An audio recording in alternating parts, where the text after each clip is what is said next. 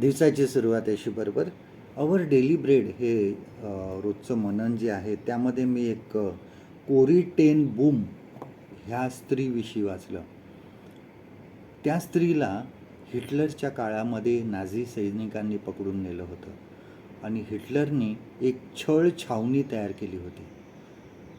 ते कॅम्प्स असतात आणि त्यामध्ये अनेक प्रकारे लोकांना पकडून, विशेषतः जे ज्यू लोक होते, यहुदी लोक होते, त्यांना पकडून अतोनात छळ केला. लाखो करोडो लोक त्या ठिकाणी मारून टाकले गेले. अनेक जणांचा खूप छळ झाला आणि त्या छळ छावणीमध्ये ही स्त्री होती आणि तिने बघितलं त्या ठिकाणी की माणूस माणसावर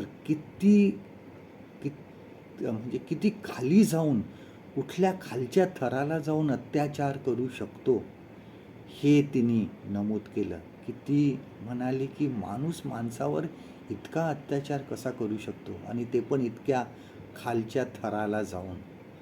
आणि हे सर्व तिने बघितलं आणि तिने छळछावणीमधून ज्यावेळेस तिची सुटका झाली त्यावेळेस तिने सांगितलं की मी ह्या ठिकाणी टिकून राहिले कारण मी देवावर विश्वास ठेवला होता.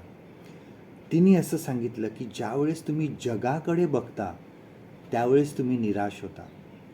ज्यावेळेस तुम्ही स्वतःच्याच मनामध्ये बघत राहतात त्यावेळेस तुम्ही निराश होता.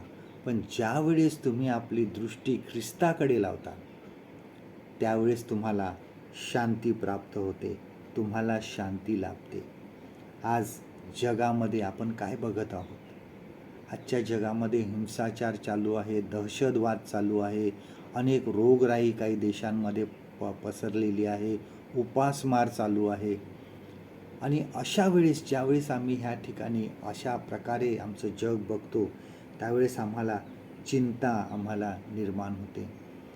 आम्हाला आमची जीवनाची अपयशाची काळजी असते. आपल्याकडे अर्थव्यवस्था खाली जात आहे आणि आम्हाला जो पैसा आहे तो पुरेल की नाही ही सुद्धा आमच्या मनामध्ये सारखी चिंता असते. आणि अशा वेळेस आम्ही काय करतो? अशा वेळेस आम्ही जगाकडे बघतो, आम्हाला जास्त निराशा होते. आम्ही स्वतःचकडे बघतो आणि स्वतःच हे सगळे प्रॉब्लेम्स, समस्या सोडवण्याचा प्रयत्न करतो, त्यावेळेससुद्धा आम्ही निराश होतो. पण लक्षात घ्या की आपणच उत्तर शोधण्याचा प्रयत्न करू नका, ख्रिस्ताकडे आम्ही बघायला पाहिजे. आज माझ्या जीवनामध्ये हे सर्व गोष्टी आहेत, तरी आज मी कुठे बघत आहे? आज मी वर ख्रिस्ताकडे बघत आहे का? ज्यावेळेस मला असं वाटतं की जग विखुरलं गेलेलं आहे, जग इकडे तिकडे अस्ताव्यस्त झालेलं आहे, त्यावेळेस विश्वास ठेवा, ख्रिस्त हे परत जोडू शकतो.